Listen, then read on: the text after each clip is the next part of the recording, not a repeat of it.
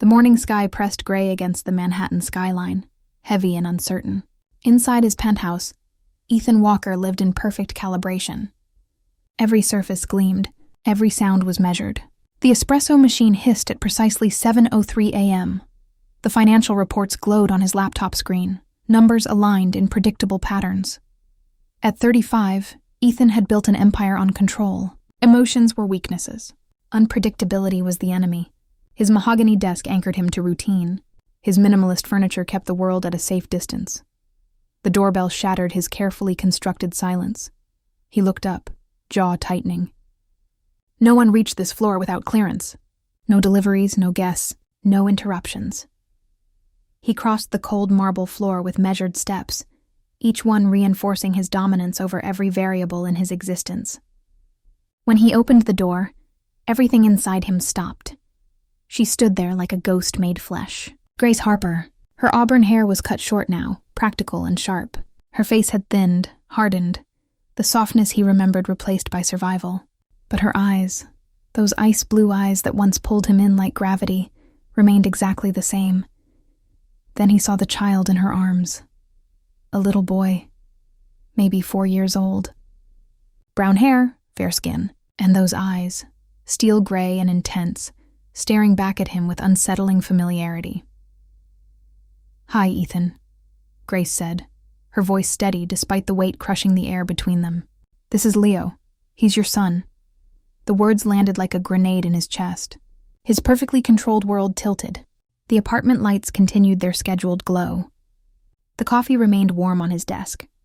But inside him, every line of logic he'd built his life upon came undone. The boy studied him with curious, intelligent eyes, trying to understand who this stranger might be. "My son," Ethan stammered, the words foreign on his tongue. Grace nodded. No tears, no drama. Just quiet composure, born from years of surviving alone. "I didn't come here for anything," she said softly, shifting Leo in her arms. "I just think he deserves to know where he came from." Leo gripped a small plastic dinosaur in his tiny fist. His gaze held recognition without understanding, as if he already knew what it meant to grow up without a father. For the first time in years, Ethan Walker had no idea what to say. He averted his eyes from Grace's steady gaze, his voice lower and more uncertain than usual. "Would you like to come in?" The silence that had ruled his life for years shattered, not with sound, but with the presence of two people he'd once left behind. A woman he'd tried to forget. A child he never knew existed. As Grace stepped across the threshold, carrying their son into the gleaming fortress of his isolation, Ethan felt something crack inside his chest, something he'd thought was permanently sealed. The apartment felt too large with them inside it. Grace sat on the edge of his designer sofa. Leo nestled against her side, while Ethan stood frozen near the window, staring at the city below as if it might provide answers. "How long have you known?" he finally asked, his voice raw. "Since the beginning," Grace replied. "Since the morning I woke up sick and realized you were already gone." The words cut through him. He turned to face her, searching for anger in her expression, but found only exhausted truth. "Why didn't you tell me?" Grace's laugh was bitter and soft. "Tell you? Ethan, you disappeared. No note, no call, no explanation. You just vanished like I was nothing." Leo looked up at his mother, sensing tension he couldn't name. Grace smoothed his hair gently, her voice softening. "Go play with your dinosaur, sweetheart. Mama needs to talk to this man for a minute." Leo slid off the sofa, padding across the marble to a sunlit corner where he began arranging his toy in careful patterns, his concentration absolute. Ethan watched him, something ancient and primal stirring in his chest. That was his son, his flesh and blood, a life he'd had no part in creating beyond biology. "I need to know," Grace said, drawing his attention back. "Why did you leave?" The question hung between them like a blade. Ethan's jaw tightened. He walked to the bar, poured himself whiskey he didn't want, and drank it anyway. "You want the truth?" His voice was cold, defensive. "I left because I was afraid." "Afraid of what?" "Of you. Of what you made me feel." He turned to her, his eyes dark with old wounds. "You weren't supposed to matter. You were a server at a gala, a distraction. But then you stayed. And you laughed. And you made me feel like I was more than my net worth. I couldn't afford that, Grace. I couldn't afford to need someone. Grace stood slowly, her composure cracking for the first time. So you ran. I protected myself. You destroyed me. The silence that followed was suffocating. Then Leo's small voice cut through it. Mama, is this my dad? Both adults froze. Grace's eyes filled with tears she refused to let fall. Ethan couldn't move, couldn't breathe. Grace knelt beside Leo, her voice gentle. Yes, baby, this is your dad. Leo studied Ethan with those gray eyes, processing information with unsettling maturity. Why doesn't he live with us? The question was innocent. The devastation was absolute. Grace looked at Ethan, and in her gaze, he saw everything he'd destroyed. The late nights alone, the terror of single motherhood, the exhaustion of carrying a secret too heavy to share. Because sometimes, Grace whispered, adults make mistakes. Ethan's hands trembled. He crossed the room, slowly, carefully, and knelt in front of Leo. Up close, the resemblance was undeniable. The boy had his eyes, his jawline, his quiet intensity. Hi, Leo, Ethan said softly. I'm very sorry I wasn't there, but if you'll let me, I'd like to try to be here now. Leo considered this with the gravity of someone far older than 4. Okay, he said simply, then held up his dinosaur. Do you like dinosaurs? Ethan's throat closed. He managed a nod. Yeah, I do. Grace watched them, her heart breaking and mending simultaneously. She'd come here without expectations, prepared to walk away again if needed. But seeing Ethan kneel before their son, seeing something human crack through that corporate armor, she felt the first fragile thread of hope. Then Ethan's phone buzzed on the desk. He glanced at it, and his expression shifted, hardened. I have a meeting, he said, standing abruptly. I can't cancel it. Grace's hope shattered. She stood gathering Leo with practiced efficiency. Of course you do, she said coldly. 4 years and you're still running. Grace. Wait. No. Ethan. You don't get to do this twice. Either you're in his life or you're not, but I won't let you break his heart the way you broke mine. She moved toward the door, Leo clutching her hand. Ethan stood paralyzed between his desk and the door, between the life he'd built and the life he'd abandoned. As Grace reached for the doorknob, Ethan's voice cracked through the silence. I embezzled money to save my company. Grace froze. What? Ethan's face was pale, his hands shaking.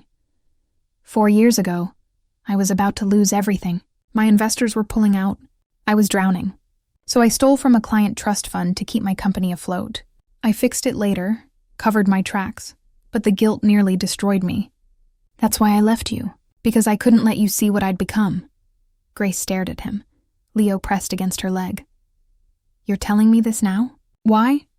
Because you deserve the truth. Because if you're going to let me into his life, you need to know who I really am. The confession hung between them, raw and devastating. Grace's voice was barely a whisper. Are you still that man? Ethan met her gaze. I don't know. Grace didn't leave that day. Instead, she made a decision that would change everything. 3 months, she said, her voice steady despite the chaos inside her. You get 3 months to prove you can be a father. No running, no excuses. You show up, or you disappear forever. Ethan nodded, something like relief washing over his face. 3 months. What followed was the strangest arrangement either of them had known. Ethan canceled meetings to take Leo to the park. He learned to make dinosaur-shaped pancakes. He read bedtime stories with the awkward precision of someone learning a foreign language. Grace watched it all with guarded hope and buried fear. She'd spent 4 years building walls around her heart, and now Ethan was systematically dismantling them with every gentle interaction with their son. 2 months in, on a rainy Tuesday evening, everything shifted. Leo had fallen asleep on Ethan's sofa, exhausted from a day at the zoo. Grace and Ethan sat across from each other in the dim light of the penthouse, the silence between them no longer hostile, but something far more dangerous. Thank you, Ethan said quietly. for giving me this chance." Grace studied him, seeing past the CEO armor to the broken man underneath. He needed this. "A father. What about you?" Ethan's voice dropped lower. "What do you need?" The question ignited something Grace had tried to bury. She stood, moving to the window to create distance, but Ethan followed. "Grace." She turned, and he was there, closer than he'd been in 4 years. His hand lifted, hesitant, brushing a strand of hair from her face. "I never stopped thinking about you." "Don't," she whispered. But she didn't move away. "I know I don't deserve forgiveness. I know I destroyed everything. But if there's any part of you that still—" She kissed him before he could finish. It was desperate and angry and full of 4 years of grief and longing. His arms wrapped around her, pulling her close, as if he could erase the time between them through sheer force of need. When they finally pulled apart, both were breathing hard, foreheads pressed together. "This is a mistake," Grace said. "I know. We can't do this. I know." But they did. That night, with Leo sleeping peacefully in the guest room, Grace and Ethan fell back into each other with the intensity of people who'd been starving for years. The next morning, Grace woke to sunlight streaming through unfamiliar windows and Ethan's arm around her waist. For a moment it felt like a dream, like the past 4 years had been the nightmare, and this was reality. Then her phone rang. She answered, her voice still thick with sleep. "Hello?" The voice on the other end made her blood run cold. "Ms. Harper, this is Detective Morgan with the Manhattan District Attorney's Office. We need to speak with you about Ethan Walker." Grace sat up, her heart hammering. "What about him?" "We're investigating financial crimes related to his company. We have evidence that he misappropriated client funds 4 years ago. We believe you may have information that could help our case." Grace's eyes locked on Ethan, who was stirring awake beside her. "I don't know what you're talking about. Ms. Harper, if you're protecting him, you could be charged as an accessory. We know you two have a child together. We know you've recently reconnected. If you cooperate, we can protect you."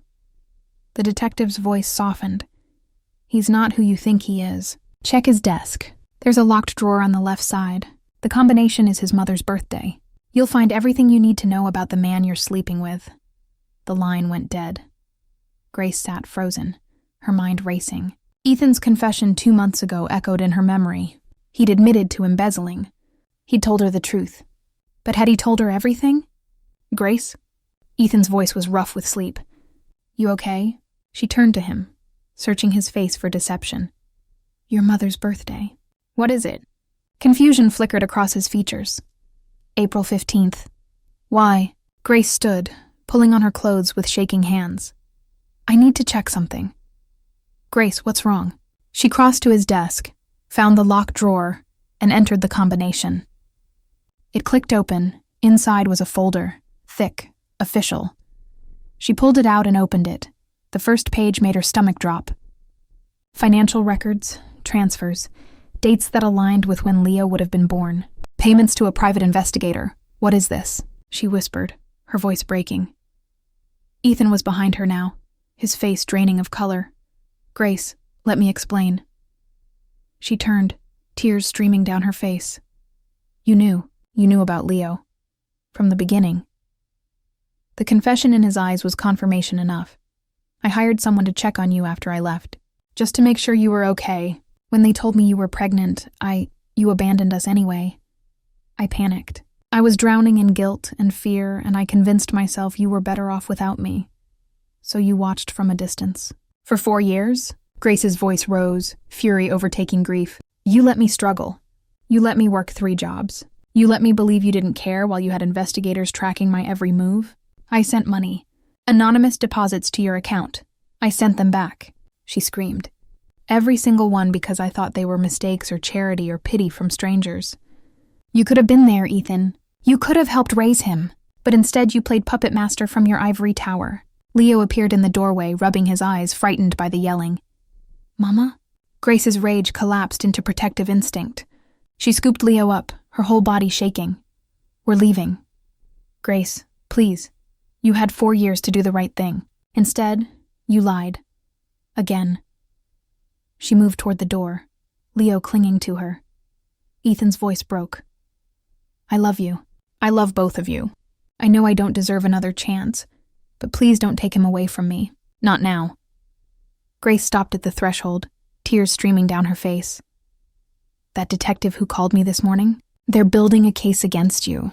They want me to testify. Ethan's face went white. Will you? Grace looked at him, at the man who'd saved her at a gala, who'd abandoned her pregnant, who'd secretly watched their son grow from a distance, who'd confessed his crimes but not his surveillance. I don't know yet. She walked out, leaving Ethan alone in his penthouse with the weight of his choices pressing down on him like a collapsing sky. 3 weeks passed in silence. Grace didn't answer Ethan's calls. His texts went unread. He sent flowers that she returned, letters that she burned. The only communication came through his lawyer, arranging supervised visits with Leo that felt sterile and hollow. Leo asked about him every night. When is Dad coming back? The word Dad destroyed Grace every time, because despite everything, Leo had bonded with Ethan, had learned to love him in those 2 months of carefully constructed normalcy. Grace sat across from Detective Morgan in a cold conference room, manila folders spread between them like weapons. We have enough to prosecute without you, Morgan said, her voice professional but not unkind. But your testimony would seal the case. He'd go to prison for 7 to 10 years. Grace stared at the evidence. Bank transfers, forged documents, Ethan's signature on papers that proved his guilt. What if I don't testify? He might walk. Men like him usually do. Money buys the best lawyers, and reasonable doubt is easier to manufacture than you'd think. Grace thought about Leo, about the father he'd just found, about the man who'd saved her once, destroyed her twice, and somehow still held pieces of her heart she couldn't reclaim. I need time.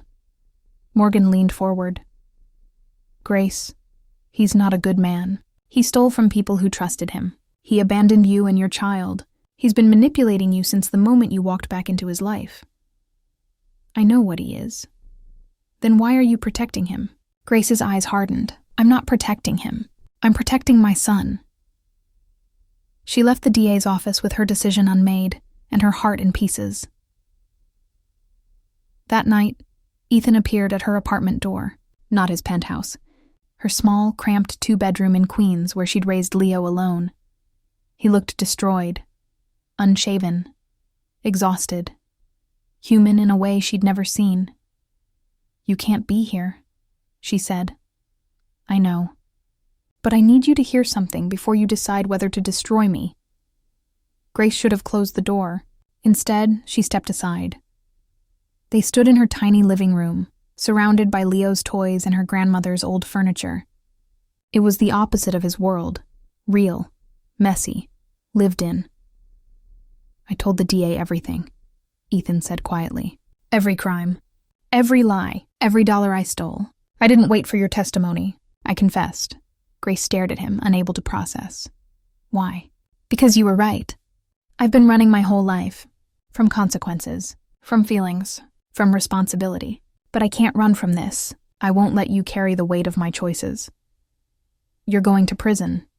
Probably. Yes. Grace felt tears building behind her eyes. What about Leo? Ethan's voice cracked. That's why I'm here. I need to say goodbye to him. And I need to ask you something. What? There's a trust fund. Money I earned legitimately over the years. It's in Leo's name. Enough for college, for everything he'll ever need. My lawyer has the paperwork. I don't want your money. It's not for you. It's for him. Please, Grace, let me do this one thing right. She wanted to rage at him, to throw him out, to protect herself from the pain of watching him care when it was too late. But she saw something in his eyes that stopped her. Genuine remorse. The kind that comes from truly understanding the harm you've caused. You can say goodbye, she whispered. Tomorrow. Then you turn yourself in. Ethan nodded, his relief palpable. Thank you. He turned to leave, but Grace's voice stopped him. Ethan. He turned back. For what it's worth, I think you might have finally become the man I thought you were the night we met. His smile was sad and grateful. 4 years too late. Yeah, 4 years too late. The next day, Ethan came to the park where Grace and Leo went every Saturday.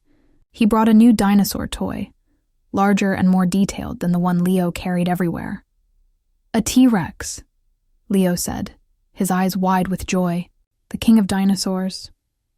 "That's right," Ethan said, kneeling to his son's level. "Strong and brave, like you're going to be." They played for hours. Grace watched from a bench, memorizing the way Ethan's face softened when Leo laughed. The way he listened to their son's rambling stories about preschool with complete attention. The way he held Leo when it was time to say goodbye. "I have to go away for a while," Ethan told Leo, his voice steady despite the tears in his eyes. "I did some things that were wrong, and I have to make them right." Leo's face crumpled. "But you just came back." "I know, buddy. I know. But your mom is here, and she's the best person I've ever known. She'll take care of you, and I'll write you letters every week. Would you like that?" Leo nodded, crying into Ethan's shoulder. "I love you, Dad." Ethan closed his eyes, letting those words wash over him, the only 3 words that had ever truly mattered. "I love you too, so much." When Ethan finally stood, Grace was there. They looked at each other across the space of 4 years and 2 months of fragile rebuilding. "Take care of him," Ethan said. "I always have." "I know." He started to walk away, then turned back one last time. "Grace, I'm sorry. For all of it. For the cowardice and the lies and the time we lost. I don't expect forgiveness. I just needed you to know." Grace wiped tears from her cheeks. "I know." She watched him leave the park, his shoulders squared against the consequences waiting for him. Leo held her hand, his small body shaking with sobs. "Mama, why does Dad have to go?" Grace knelt beside him, holding him close. "Because sometimes, sweetheart, doing the right thing means losing everything." That evening, Grace received a call from Detective Morgan. He turned himself in. Full confession. We've never seen anything like it. He didn't even ask for a lawyer until after he'd told us everything. How long will he serve? With his cooperation and confession? Probably 5 years. Maybe less with good behavior, 5 years. Leo would be 9. Nearly 10. Old enough to understand. Old enough to remember. "Thank you for telling me." Grace hung up and went to Leo's room. He was already asleep, the new T-Rex clutched in his arms alongside his old plastic dinosaur. She kissed his forehead and whispered into the darkness. "Your father is a lot of things, but tonight, he's brave." Outside, the Manhattan skyline glittered with indifferent beauty. In a penthouse across town, Ethan's apartment stood empty. And in a small apartment in Queens, Grace Harper sat by her son's bedside, wondering if redemption was ever truly possible, or if some betrayals cut too deep to ever fully heal. The visiting room at Rikers Island smelled of industrial cleaner and desperation. Grace had come every month for 4 years, bringing Leo when she could, coming alone when she couldn't bear to watch her son press his small hands against the glass barrier. Ethan had aged. Gray threaded through his hair now, lines etched around his eyes. But there was something else, too. A lightness.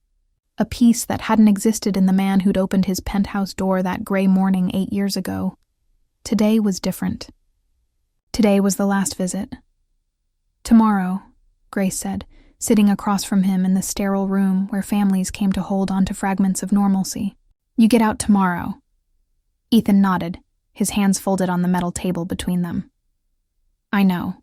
Leo wants to see you. He's been counting the days.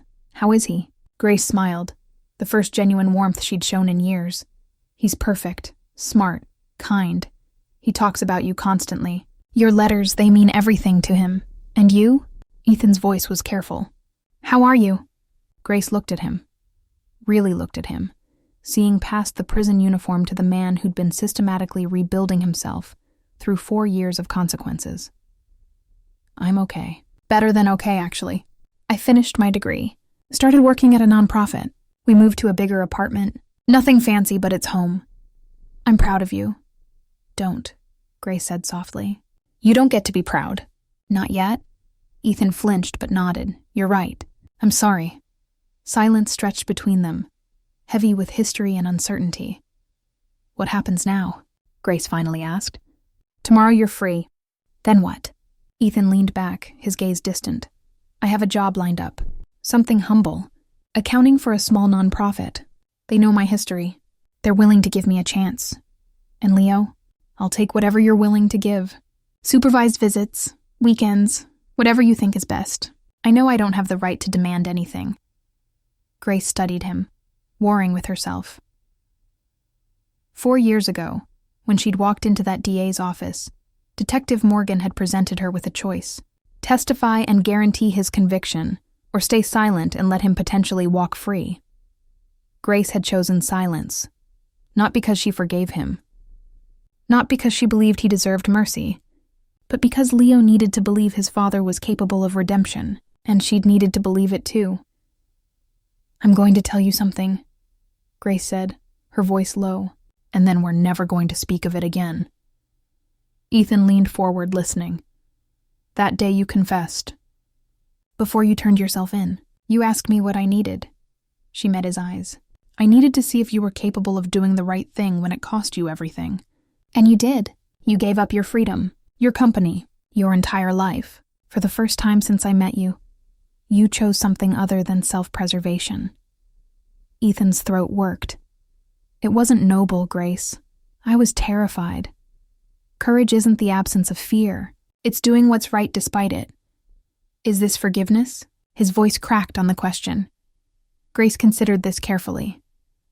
This is acknowledgement. You hurt me in ways I'll probably never fully heal from. You missed years of our son's life that can never be recovered.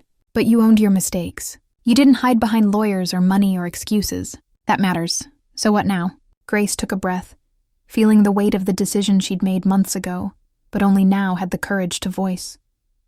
Tomorrow, when you get out, Leo and I will be there. We'll bring you home. Ethan's eyes widened. Home? To our apartment. Not forever. Not as a family, but as a starting place. You'll sleep on the couch. You'll follow my rules. And you'll prove, every single day, that you've earned the right to be in his life. Grace, I don't deserve. No, you don't. But Leo does. He deserves a father who shows up, who doesn't run, who understands that love isn't control or protection or fear. It's messy and complicated, and sometimes it means staying when everything in you wants to flee. Ethan's hands trembled on the table. I won't run. Never again. I know. Because if you do, I'll make sure you never see him again. Do you understand? Yes. Good. The guard called time. Visiting hours were over. As Grace stood to leave, Ethan's voice stopped her. Grace? She turned back. Do you think someday you might be able to love me again? Even a fraction of what we had? The question hung in the air between them, vulnerable and raw. Grace considered her answer carefully. She thought about the man at the gala who'd defended her.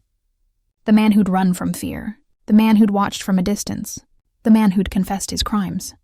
The man who'd written weekly letters to his son for 4 years, each one filled with apologies and hope and determination to be better. I don't know, she said honestly, but I think maybe we could try to find out. Ethan's smile was small and fragile and genuine. That's more than I deserve. Yeah, it is. Grace left the visiting room, stepping out into the crisp autumn air. Tomorrow, Ethan would walk free into a world that was smaller and harder than the one he'd left. But maybe, she thought, that was exactly the world he needed. She thought about second chances, about forgiveness, about whether broken people could ever truly be whole again. She didn't have the answers, but she had time. They both did. And maybe, just maybe, that was enough. Epilogue 2. Years later, Grace stood in the kitchen of their new apartment. Not the cramped 2-bedroom in Queens, but a modest 3-bedroom in Brooklyn, with a small yard where Leo could play. Ethan was outside with Leo, teaching him to ride a bike without training wheels. She could hear Leo's laughter through the open window, bright and uncontained. Dad, catch me. I've got you, buddy. I've got you. Grace watched them through the window, her heart full of something too complex to name, not the passionate love of their first meeting, not the devastating heartbreak of his betrayal, but something quieter, steadier, something built on shared meals and homework help and bedtime stories. On therapy sessions and hard conversations and gradual, painful growth, Ethan came inside, flushed and smiling. "He's getting good," he said, moving to the sink to wash his hands. "You're good with him." Ethan turned, caught off guard by the compliment. "I'm trying, I know." They stood in the kitchen, the afternoon light streaming through the windows. And for a moment, everything was simple. Leo burst through the door. "Did you see me, Mama? Did you see?" Grace scooped him up, even though he was getting too big for it. "I saw everything." That night, after Leo was asleep, Grace and Ethan sat on the small balcony, the city lights twinkling below them. "Thank you," Ethan said quietly, "for this, for all of it." Grace looked at him, at the man who'd been broken and rebuilt, who'd learned that strength wasn't control, but surrender. "You earned it, did I?" Grace considered this. The past 8 years stretched behind them like a battlefield, scarred, damaged, but survivable. "You're still earning it, every day." Ethan reached for her hand, tentative. She let him take it. "I love you," he said. "I know I've said it before, but I need you to know I mean it differently now.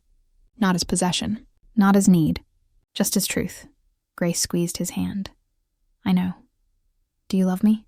The question wasn't a demand, just honest curiosity. Grace thought about love, about how it could be destroyed and rebuilt, about how it could look nothing like it did at the beginning and somehow be more real because of it. "I'm learning to," she said. Again. Ethan's smile was everything he couldn't put into words. They sat together in the darkness, two people who'd been destroyed by their own choices and somehow found a way back to something resembling grace. Not perfect, not easy, but real. And in the end, that was the only thing that mattered. The end.